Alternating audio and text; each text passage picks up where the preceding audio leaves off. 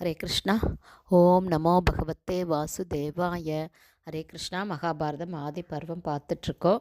காண்டவபிரஸ்த நகரத்தை பாண்டவர்கள் அடைந்த பிறகு பகவான் கிருஷ்ணர் தேவலோக கட்டிட கலைஞனான விஸ்வகர்மாவை அழைத்து இந்த பிரதேசத்தை வானுலக சிறப்புக்கள் உடையதாக நிர்மாணிக்கணும். ஸ்வர்கலோகம் போல இது இந்திரபிரஸ்தம் போல இருக்கணும், அந்த அளவுக்கு பிரம்மாண்டமாக அழகு நிறைந்ததாக நீ செய்யணும்னு உத்தரவிடுறாரு.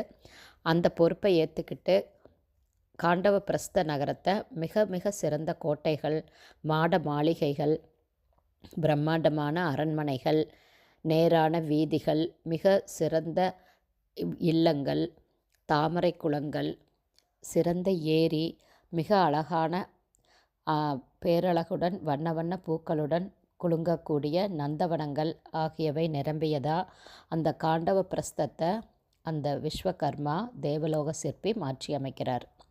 பாண்டவர்களுடைய ஆட்சி தொடங்குது.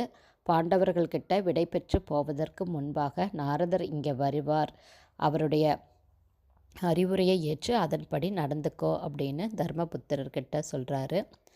அப்போது நாரத முனிவர் 4 வேதங்கள், சாஸ்திரங்கள், மிகச்சிறந்த தவ வலிமை, ராஜநீதியை தெரிந்தவர், ஆசையை அகற்றியவர், கோபத்தை வென்றவர், தர்மத்தை கடைப்பிடிப்பவர், இத்தனை சிறப்புகள் நிறைந்த நாரத முனிவர் சபைக்கு பிரவேசிக்கிறாரு.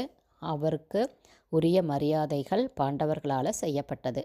நாரத முனிவர் பாண்டவர்கள்கிட்ட மிகவும் பேரழகு வாய்ந்த திரௌபதியை மனைவியாக பெற்றுள்ள நீங்கள் அவளை முன்னிட்டே உங்களுக்குள் பகைமை ஏற்படாமல் பார்த்து கொள்ள வேண்டும் அப்படின்னு சொல்கிறாரு. மேலும் சகோதரர்களுக்குள் ஒரு பெண்ணினால் ஏற்படக்கூடிய விரோதங்களை பற்றி விளக்க உதாரணமாக ஒரு வரலாற்றையும் சொல்கிறாரு. நிகும்பன் அப்படிங்கிற அசுர மன்னனுக்கு சுந்தன், உபசுந்தன் அப்படிங்கிற பெயருடைய 2 மகன்கள் இருந்தாங்க. 2 பேருமே ஈருடல் ஓர் உயிர் அப்படிங்கிற மாதிரி மிகச்சிறந்த ஒற்றுமையோடு இருந்தாங்க. அவர்கள் இருவருக்குமே உலகங்களையும் ஆளும் ஆசை பிறக்குது. அதுக்காக கடும் தவம் செய்கிறாங்க. பிரம்மதேவன் அவர்கள் முன்னால் பிரத்யக்ஷமாகிறாரு.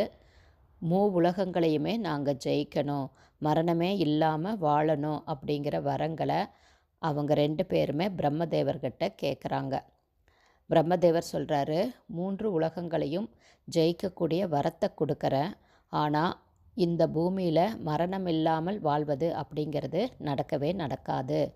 ஏதோ ஒரு வகையில் நீங்கள் மரணத்தை சந்திச்சே தீரணும் அப்படின்னு சொல்கிறாரு. மேலே என்ன நடந்ததுன்னு நாளைக்கு பார்க்கலாம். ஹரி போல்.